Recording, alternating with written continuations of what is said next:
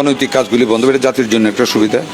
হ্যাঁ, মানুষের সেবা, স্বাস্থ্যসেবা নিশ্চিত করার যে শপথ নিয়ে আমরা সরকার চালাচ্ছি, এই ধরনের অনৈতিক কাজ যদি বন্ধ হয় সেই ব্যাপারে আমরা অনেকটা সার্থক হব। আর পুরান ঢাকার মানুষের সেবার কথা বলছেন, এখানে আমাদের সলিমুল্লাহ মেডিকেল কলেজ আছে, মিটফোর্ড যেটা আগে নাম, হাসপাতাল আছে, এই রোডে আছে একটা ন্যাশনাল হসপিটাল আছে, ডায়াগনস্টিক সেন্টার আছে, এর কাছাকাছি আমাদের পিজি হাসপাতাল আছে, ঢাকা মেডিকেল কলেজ হাসপাতাল আছে, very near to the old city.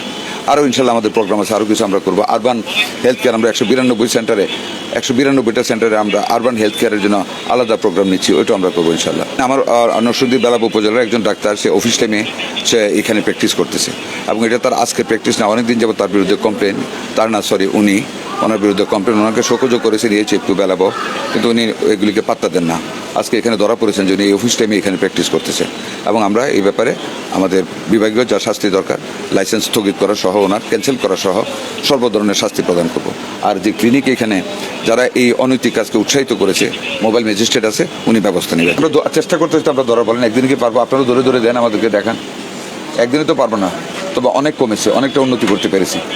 যদি আপনারা এখন বলেন যে অনেকে করে না, অনেক কমিয়ে ফেলেছি, আজকের পরে দেখবেন আরও কমে যাবে।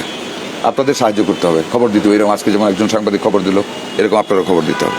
Thank you. সেক্ষেত্রে ডাক্তারদের তো অনেক রকম সংগঠন থাকে, তাদের ওখান থেকে কোনো বার্তা কি ওনাদের জন্য দেওয়া হয় যে আসলে কি করতে পারে অথবা কি করতে পারে? ডাক্তার সংগঠন, প্রত্যেকটা ডাক্তার সংগঠনই ভালো কাজ চায়, তারা কাউকে শিখিয়ে দেয় না অনৈতিক কাজ করার জন্য।